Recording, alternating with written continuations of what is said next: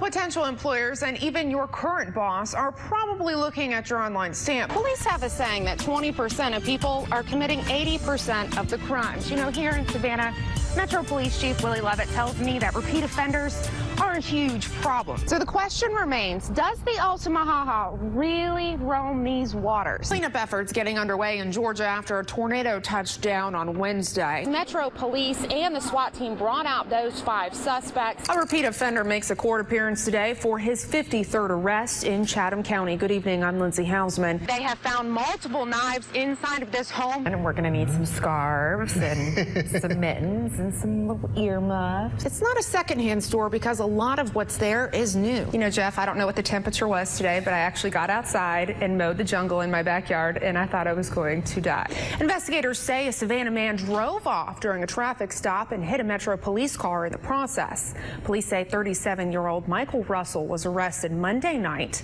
They say he ran over construction cones while being stopped by police on White Bluff Road. That's before driving into a police cruiser. Now, the officer wasn't hurt. However, Russell now faces 8 charges, including reckless driving, obstruction, and driving under the influence. The Beaufort County Sheriff's Office still investigating the drowning of a Hardeeville man. 21-year-old Benito Los Gonzalez was pulled from a 10-acre pond on Solomon Lane in Pritchardville on Sunday night. Witnesses say Gonzalez saw a boat with 3 people on board, and it began to sink. He then jumped into the water and tried to rescue a friend, but Gonzalez drowned. Beaufort County Coroner Ed Allen says alcohol may have been a factor, but he's still awaiting test results. You know, Jeff, I don't know what the temperature was today, but I actually got outside and mowed the jungle in my backyard, and I thought I was going to die. So it had to have been pretty warm out there. It was really hot. Thank you, Jeff. Well, we have road construction projects causing some traffic delays to pass along to you. Expect single-lane road closures on I-16 and 516 while crews repair guardrails there. It's going to happen daily from 9 in the morning until 4 in the afternoon. The Georgia Department of Transportation also reports various ramps on I-16 will be narrowed but not closed. You're asked to drive carefully and slow down while passing through these work zones. Well, of course, you've seen their work on our series Spooky Town, but now the entire country will meet Savannah 3D ghost hunters. The paranormal investigators will make an appearance on the A&E Biography channel. The group will be featured on the show My Ghost Story later this fall. Members of the 3D ghost hunters recently flew to Los Angeles to shoot part of the show, and yesterday a crew from A&E was in Savannah to film the paranormal investigators in action at the Savannah Theater. Country music superstar George Jones is retiring, but not before one last go on the tour circuit. The 81-year-old releasing a statement saying the upcoming shows will be his last after more than half a century on the road. He plans approximately 60 dates across the country as part of the grand tour beginning next year. One stop here in the hostess city. Jones says he'll perform many of his hits such as White Lightning and Who's Gonna Fill Their Shoes. The News Today also says he's starting work on a new album with fellow icon Dolly Parton, who will contribute to that project. 90 degrees. Thank you, Jeff. Well, hundreds of firefighters are battling a raging wildfire in Northern California. The ferocious blaze in Lake County has charred about 7,000 acres and is now 30% contained. Mother Nature not cooperating, dry conditions and triple-digit temperatures making things very difficult for firefighters there. But some good news, hundreds of evacuees have been allowed to return to their homes. This is just one of many wildfires tormenting the West Coast. Now to Philadelphia, where residents say they are fed up with their furry neighbors as raccoons have taken over an abandoned house. Fox's Shawnette Wilson has the story. Jennifer and Casey, it almost was. It all ended here at Bull and Pearl Streets right behind me as Metro Police and the SWAT team brought out those 5 suspects. After that search led them here. Take a look at that moment. Our cameras were rolling as that moment happened, as the SWAT team members brought out people one by one out of that apartment building. Now, one man, the one in the white and camo shorts sitting on the ground in the video, was identified as the suspect. Police were able to do so by bringing the victim, the man kidnapped from the Family Dollar on Duren, and the witness to the scene.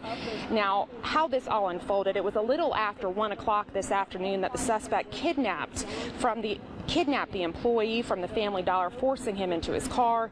They took off driving and ended there on Montgomery and 52nd Street. That's when the victim actually jumped out of his car and ran to a man for help. Here's what that man had to say. He jumped out of his head. He wasn't going to die by himself. That's the only thing he said to me. Of course, folks in this area were on edge all throughout the afternoon. Of course, police releasing little information at this time as their investigation continues. Of course, we'll bring you up to speed as the information is released to us. And throughout the day, our Tabi Sabanda from WJCL was on scene, and she also spoke with many people in this area who were on edge, and businesses as well. Tabi, thank you. Again, it was a quick wrap-up, Metro Police say, and they were glad it ended in a safe manner because they didn't want anybody to be hurt in this situation. They did tell people in this area to stay in their homes as they were searching for those suspects that they did bring out at this apartment complex here at Bull and Pearl. Casey and Jennifer.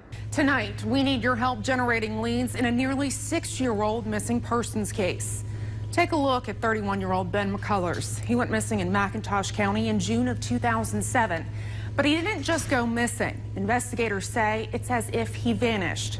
So in an effort to bring a cold case back to life, WTGS is introducing you to the story of Ben McCullers.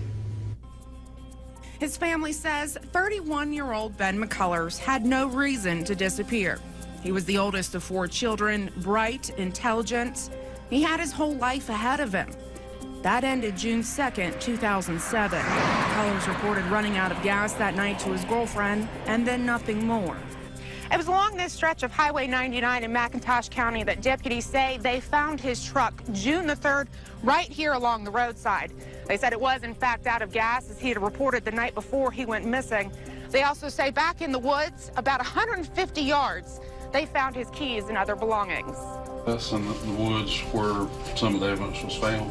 Investigators found keys and a pack of cigarettes. They say it had rained heavily the night before. However, as you can see in these scene photos, the cigarettes, they're still dry, a mystery that still remains today. Foul play immediately not ruled out. NCIS, GBI, FBI, along with the McIntosh County Sheriff's Office, they all got involved.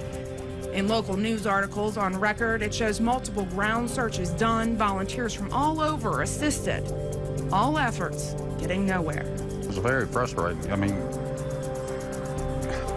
we normally can solve a crime pretty quick, but this one, we can't. And we'll find something, we'll get a lead, and we'll start doing it, and it seems like this is going to be it. And then it turns out to be nothing, and it's very disappointing. And then we just keep probing, see what we can come up with, and then something will come up, and we'll check into that, and it turns out to be nothing. So it's very, very aggravating.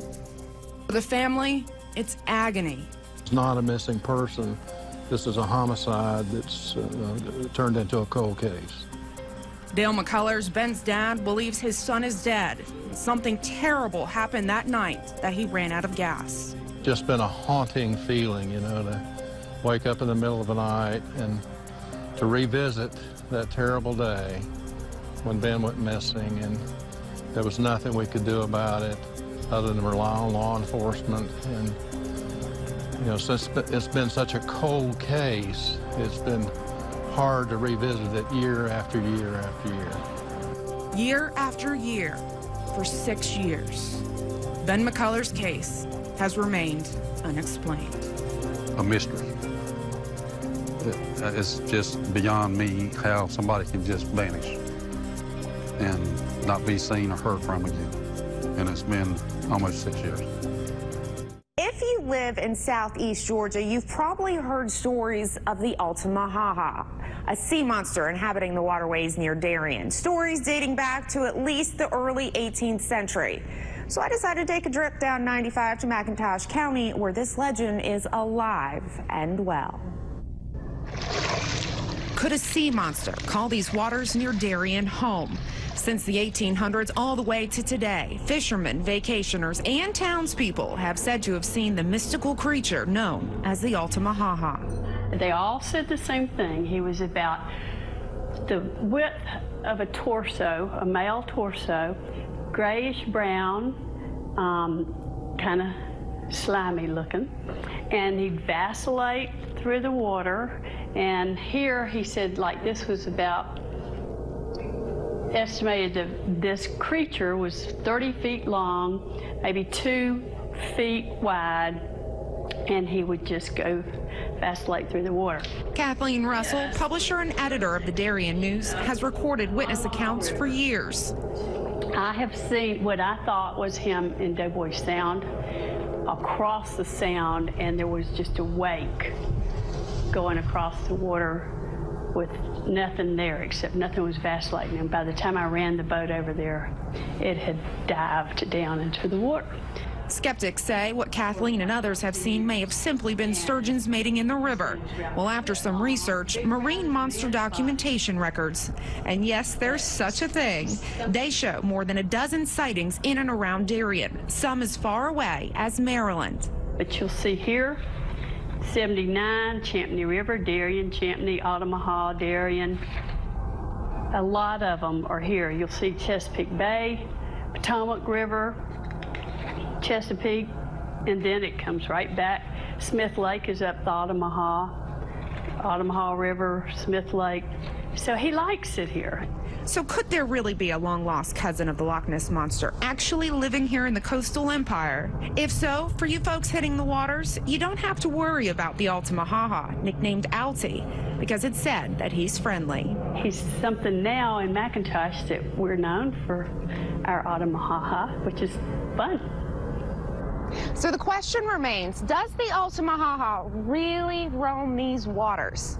It's a mystery that will ever remain unsolved. Reporting in your neck of the woods, I'm Lindsay Hausman in Darien, Georgia, WTGS Fox.